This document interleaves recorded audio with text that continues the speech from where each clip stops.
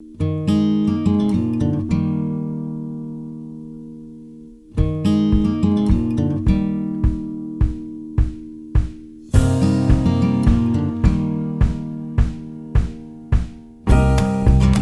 was raised by an art teacher and an architect, so there were always huge pieces of drawing paper around the house and crayons and markers and pencils and clay.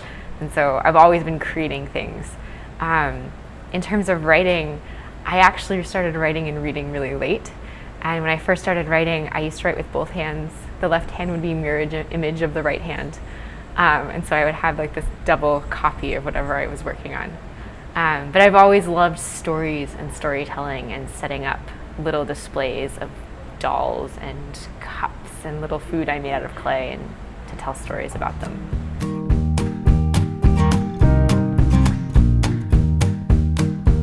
This book came to me as an image of, it's actually the first spread in the entire book.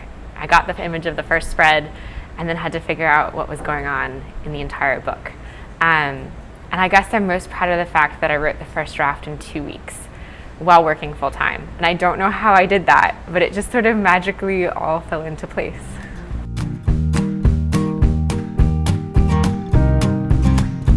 The perfect reader for my book loves folklore and mythology. They love secrets hidden in a text. They want a little bit of adventure. They want a little bit of fear. And they want some surprises.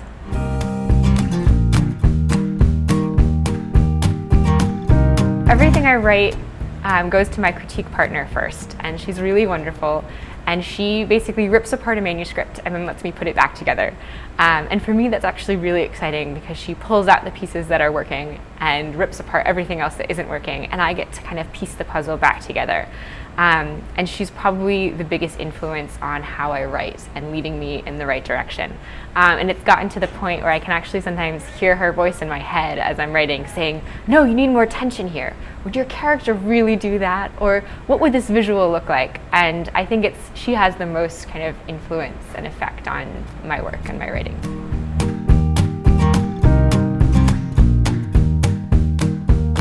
My agent sent out the manuscript. And a couple weeks later, Deb walked into the bookstore where I was working and said, oh, let me introduce myself. I would like you to know that I'm taking your book to an editorial meeting. And I was totally surprised because I was wearing my bookseller hat and wasn't aware of what was going on. But it was really exciting that she came in person to say, I'm really excited about this book and I'm hoping we're going to acquire it.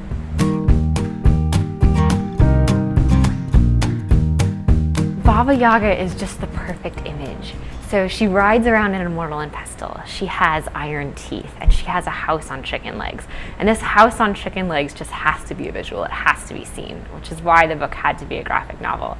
And I kind of delight in the fact that Baba Yaga is evil, but everything she does for a reason. So she can get away with anything. And so it's a really fun character to play with, in that she's always justified in her way of thinking, no matter how evil whatever she's doing seems to be. And I wanted to have fun with that.